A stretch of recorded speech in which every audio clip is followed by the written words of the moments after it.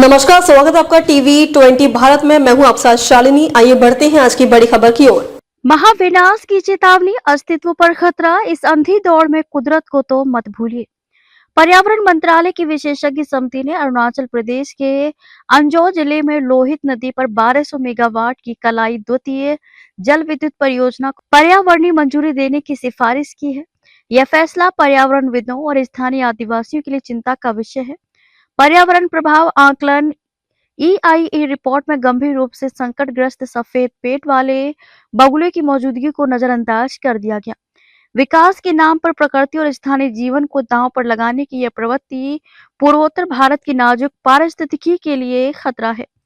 ऊर्जा सुरक्षा और विकास कलाई द्वितीय जल विद्युत परियोजना राष्ट्रीय ऊर्जा सुरक्षा मजबूत करने और पूर्वोत्तर में स्वच्छ ऊर्जा उत्पादन बढ़ाने के उद्देश्य के लिए है।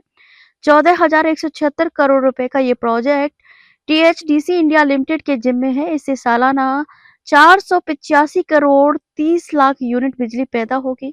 अरुणाचल सरकार इसे रन ऑफ रिवर डिजाइन के कारण पर्यावरण के अनुकूल मान रही है। इससे रोजगार के हजारों अवसर बढ़ेंगे। चीन से सटे होने के कारण इसका रणनीतिक महत्व भी होगा। संभावित नुकसान, लोहित नदी ब्रह्मपुत्र की प्रमुख सहायक है। यह पूर्वोत्तर भारत की जैव विविधता का खजाना है। अंजो के हवाई गांव के निकट बनने वाला 128.5 मीटर ऊंचा कंक्रीट ग्रेविटी डैम नदी के 15 से 23 किलोमीटर लंबे हिस्से को डुबो देगा। इससे प्राकृतिक प्रवाह पूरी तरह बाधित हो जाएगा। लीन सीजन में 15 से 20 घंटे तक पानी रोके जाने से निचले इलाकों में सूखे जैसी स्थिति होगी और मानसून में अचानक पानी छोड़ने से बाढ़ का खतरा रहेगा।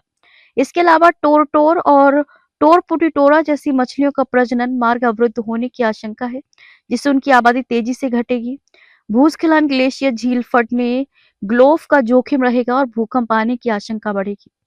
विनाश की चेतावनी, लोहित बेसिन में लोअर डैमवे 1750 मेगावाट जैसे जल विद्युत प्रोजेक्ट भी प्रस्तावित हैं।